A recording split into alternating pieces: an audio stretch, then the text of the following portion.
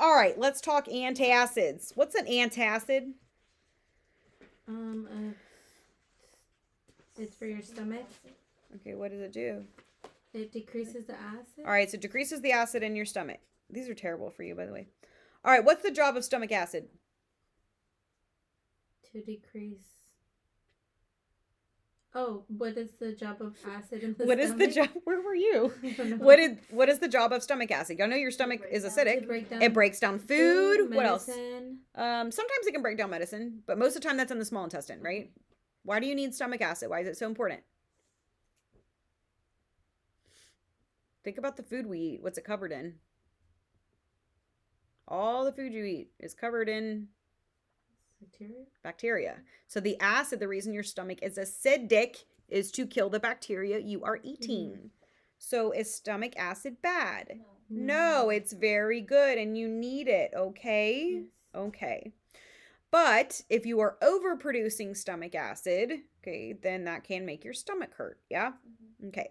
So antacids, AN means without. So you are decreasing your acid or you're trying to go without acid, okay? But here's why I have a problem with antacids.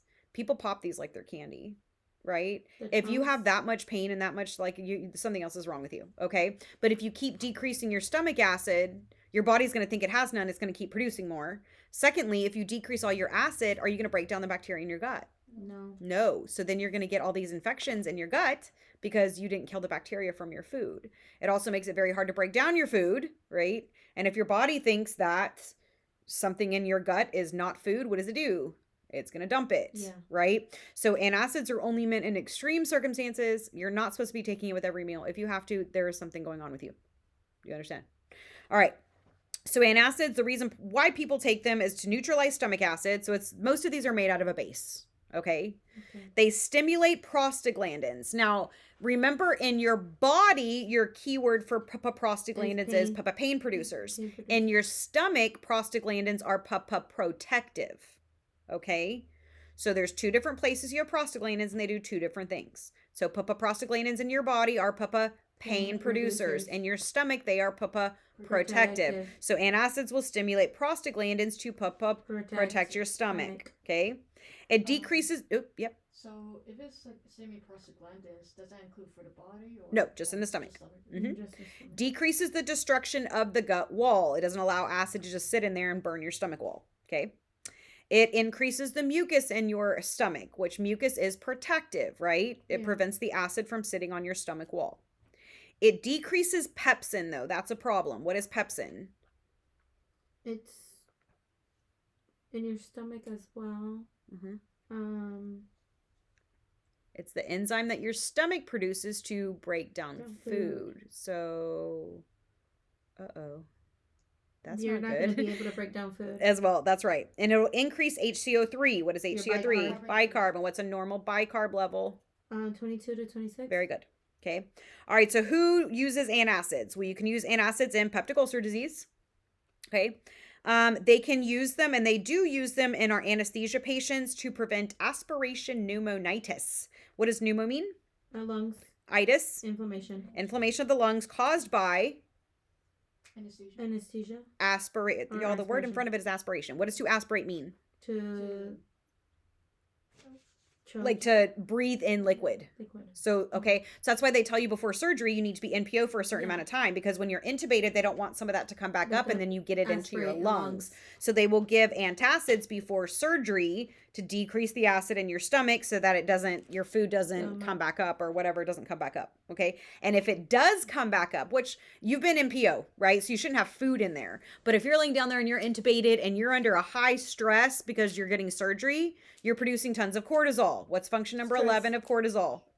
Function number 11 of cortisol. Hyperglycemia? No.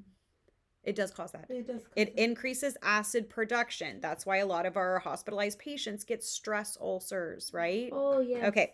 So in your patients that are getting surgery, they're obviously producing tons of cortisol because that's a lot of stress on your body. That can increase the acid in their stomach. Then what happens if they're intubated and it got all this acid and the acid comes back up? They can aspirate the acid and it goes into their lungs. So they will give it before surgery to prevent that. Okay. You can use it for GERD. What's GERD? esophageal, gastroesophageal reflux disease. So where stuff goes, comes okay? up, yeah. And it's going to happen because GERD happens because you have a floppy sphincter. Yeah, Remember the sphincter the appears, sphincter blah, blah, blah, doesn't okay? work. But when that stuff comes back up, which it's going to if It's you have a gonna floppy sphincter, burn. it won't burn as much because you're decreasing the acid, okay? These are supposed to be used for short term only, okay? Remember, when pharmacologists or whatever you want to call them made drugs, they made them to absorb in a certain pH. And most of the time, that drug starts to get broken down in your stomach. Okay. So if you are using antacids, that changes the pH of your stomach. So you will not absorb drugs correctly. That's why I've been telling y'all since day one, you do not take drugs with antacids ever, ever. Okay. You with me? Yes. Okay. When do you take antacids? After meals. When do you take antacids? After meals. Everybody clap with me. When do you take antacids? After meals. Okay. What semester was that I was doing the tapping? Oh, that was the third semesters. Do you remember that? When we were in there? When we do neuropharm, we talk about migraine drugs and they vasoconstrict and they're like so testable. So I make them go like vasoconstrict, vasoconstrict. So I was in the PD the other day and I was like, what do you know about migraine drugs? And they all were like, vasoconstrict. Okay, so we're gonna use some rhythm. When do you take antacids? After meals. After meals. After meals. After meals. Do you understand? Do not miss that. You will be tested on it. So you can do it after meals at 1 and 3 hours after the meal. Now, why would I want to take it after a meal? Because if it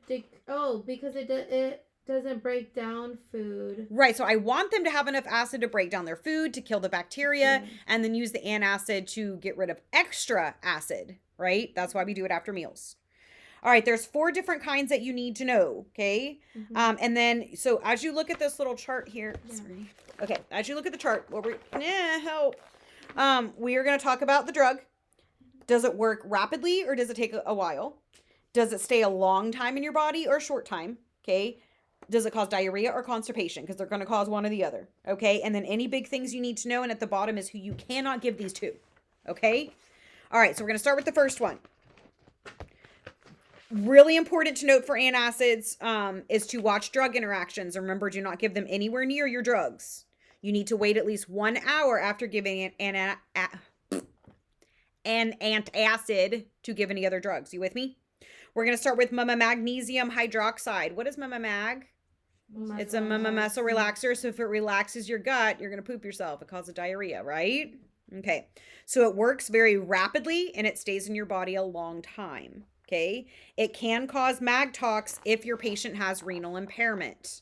What are your signs and symptoms of magtox? Bradycardia, urine output decrease, respiratory decrease, patellar reflux. Y'all got it now. Thank you, red flag sheet. Yeah. Mag is usually given with aluminum, which we're going to talk about in just a second.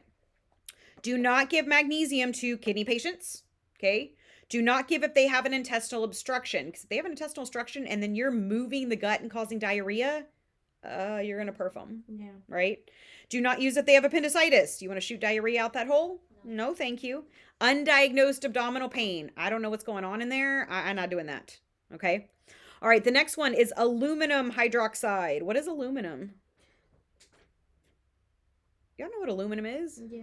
It's a metal. It's a heavy metal, okay? Are metals hard or soft? Hard. They're hard. So aluminum is very slow acting because think if you have to like melt a metal and okay, and it's gonna last in your body a long time. If you have a hard metal sitting inside your gut, it will constipate you. Yes?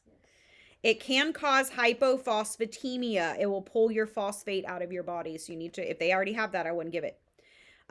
Aluminum hydroxide also has a bunch of salt in it. So who should you not give it to?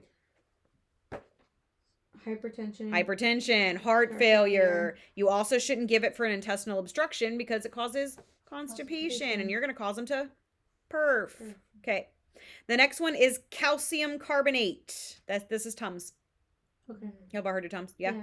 All right. It is rapid acting. There's little ones. You can get them at CVS, right? You chew the little pink ones. Sometimes they're pink. Yeah. Sometimes they're like, they come in like Easter colors. You know what I'm talking about? Okay. It'll last a long time. Okay. The calcium causes constipation. Okay. These can also cause a acid rebound. That's why people get addicted to these. They pop them all the time because they're like, oh, but my symptoms if I don't take them. Well, yeah, because you're popping them all the time and then it causes a rebound of acid because you pushed it down for so long.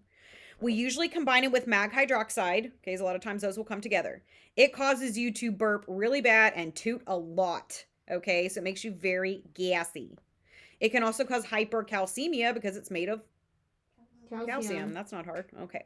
So do not give if they already have hypercalcemia, and don't give if they have an intestinal obstruction. But why do because my aunt got prescribed Tums and he told her to like lifelong. That's stupid. Don't listen to that doctor, please. These are only meant to be for super short term. Yeah, he's like, always take them. Oh. She's probably going to get a kidney stone. I'm serious. No, I know. That's why I'm like, oh. I take them when I feel bloated. Okay, well, you should not do that. They cause bloating, ma'am. You're probably bloated because you took it. It relieves it. Oh, probably because it just made you fart. That's probably what it is. And then you were bloated and you're like, oh, I feel so much better. I've been farting for like 3 hours. Well, now you know why. You just need to toot. All right, the next one is sodium bicarbonate. It is short acting. This is sodium, short, rapid and short. This is like the Alka-Seltzer. You know, you put it in a little cup and it bubbles. Yes. Okay. So do not use for peptic ulcer disease. We don't like to use sodium bicarb because it bubbles and it can burn those ulcers. It's going to cause belching because you're basically drinking a soda. Okay. It can cause exacerbation of hypertension and CHF because it's made of salt. Right? It can also cause systemic alkalosis because it is a base. It's sodium bicarb, right? We don't want this, do we? Yes. Do not give to CHF or hypertension because it does have sodium in it. It can also be used to alkalinize the urine for an overdose. So what I mean by that is if you're taking, let's say you tried to overdose with a very acidic drugs. You might know what a very acidic drug that people sometimes will try to overdose with. We've already talked about it today. Opioids? They do, but opioids are not acidic.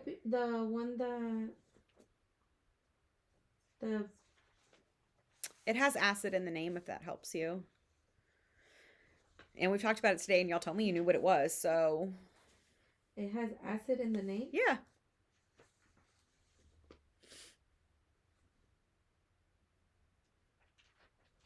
I asked y'all what it was, and y'all said it. So. What does ASA stand for? Oh, aspirin. What does it stand for?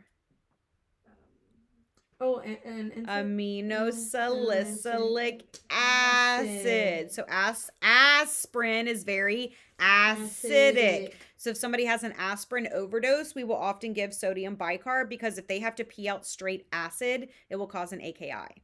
So we will sometimes give them sodium bicarb to alkalinize the urine so that they don't have to pee out straight acid. What does it say? Can be used to alkalinize urine for overdose. Okay. Do you understand what that means? Yes. Okay. Questions on your antacids. When do you give antacids? After meals. After meals. Got it. If y'all missed that on my mock exam, I'll never talk to you ever again.